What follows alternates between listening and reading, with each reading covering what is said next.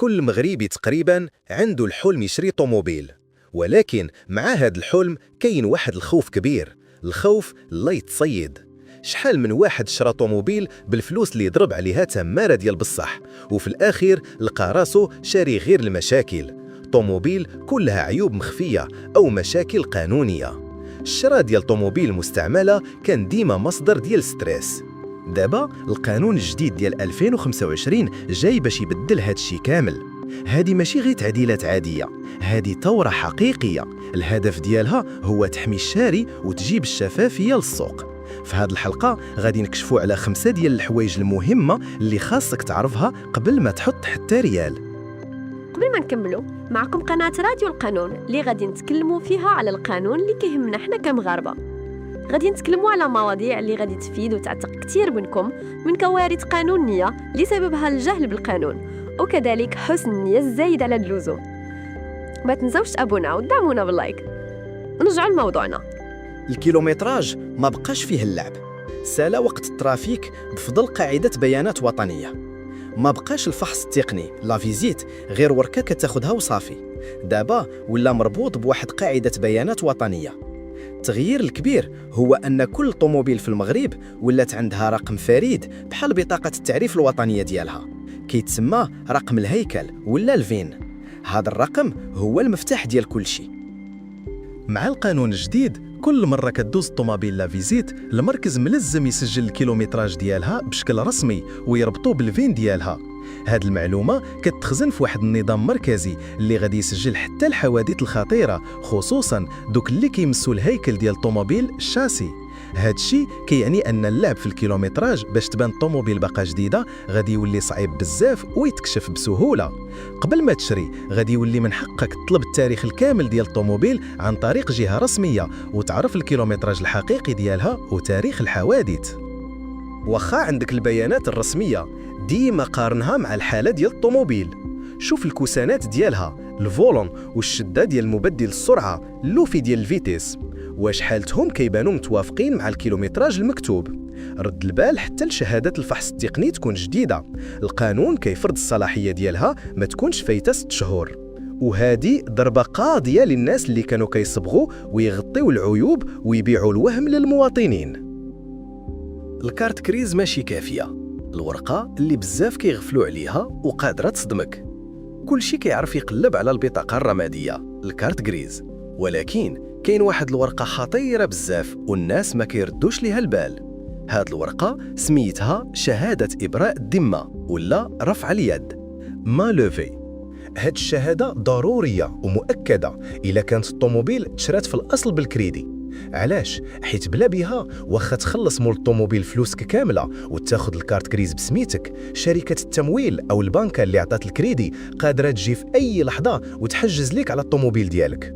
هاد الورقه هي الدليل الوحيد ان الطوموبيل خالص الكريدي ديالها كامل وما عليها حتى حجز.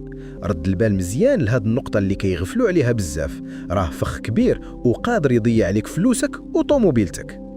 3. الميكانيكي ديالك ما بقاش كافي. الفحص في مركز معتمد هو الضمانه الحقيقيه. النصيحه القديمه كتقول دي معاك ميكانيكي ديال الثقه.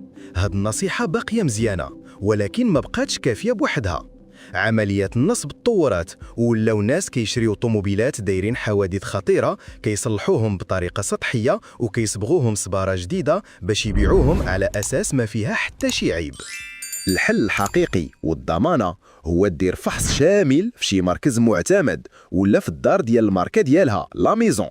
هاد المراكز عندهم اجهزه متطوره بحال السكانير اللي كيقدر يكشف واش الشاسي تقاس ولا واش كاين شي اصلاحات كبيره تحت صبغه جديده اللي عين الميكانيكي العادي ما تقدرش تشوفها. هذيك 200 ولا 300 درهم اللي غتخسر على هذا الفحص راه استثمار صغير غادي يحميك من خساره ديال الملايين. 4. انسى عليك الخلاص كاش. علاش التحويل البنكي هو الضمانه الوحيده لفلوسك؟ الطريقه القديمه ديال عد الفلوس في القهوه ولات خطيره وماشي عمليه. روح القانون الجديد كتشجع على الشفافيه، واحسن طريقه باش تحققها هي التحويل البنكي. علاش التحويل البنكي مهم؟ عنده 2 فوائد اساسيه ما فيهاش النقاش. بالنسبه ليك كشاري هو دليل قاطع انك خلصتي. ما يقدرش البايع من بعد يجي ويقول ليك ما عطيتينيش فلوسي. بالنسبة للبايع كيضمن أن الفلوس اللي خداها ماشي مزورة. بهذه الطريقة البسيطة سالينا من هادوك المشاكل ديال عطيتك وما عطيتينيش اللي كانوا كيضيعوا الحقوق وكيدخلوا الناس المحاكم. 5. ماشي أي واحد عنده الحق يبيع. تعامل مع مول طوموبيل نيشان ولا غتندم. رد البال من الوسطاء ولا السماسرية، خصوصا داك اللي كيقول لك هادي طوموبيل ديال واحد صاحبي مسافر وخلاها ليا نبيعاه ليه. النصيحة الذهبية هنا هي اهرب.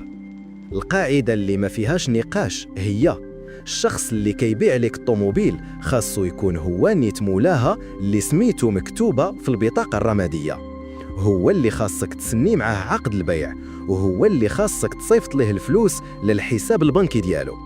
أي حاجة من غير هاد الشيء أقدر تكون بداية ديال مشاكل النصب والنزاعات على الملكية. وقبل ما تسني أي ورقة دير واحد التحقيق أخير وحاسم. تأكد أن رقم الهيكل الفين اللي محفور في الشاسي ديال الطوموبيل هو نفسه اللي مكتوب في البطاقة الرمادية وفي جميع الوثائق الأخرى. هذه هي الضمانة أن هوية الطوموبيل مطابقة لورقها. خلاصة، سوق أنقى ومشتري محمي. ما تخلعوش من هذه الإجراءات الجديدة، بالعكس هذه ماشي تعقيدات، هذه هي الأدوات القوية اللي جات باش تحميكم وتحول داك الحلم اللي كان كيخلع الواقع كتعيشوه وانتم مرتاحين البال. الهدف من قانون 2025 هو يخلق سوق ديال السيارات المستعملة في المغرب يكون أكثر شفافية، نزاهة وأمان للجميع. دابا عندك السلاح ديالك اللي هو المعرفة باش دير صفقة رابحة وتكون مهني. دابا مع هاد القوانين الجديدة واش وليتي كتفكر تشري طوموبيل مستعملة وانت مرتاح البال؟ شاركنا رأيك في التعليقات. شكرا بزاف على الاستماع، نتمنى تكونوا استفدتوا معنا اليوم. نتلاقاو إن شاء الله في موضوع جديد.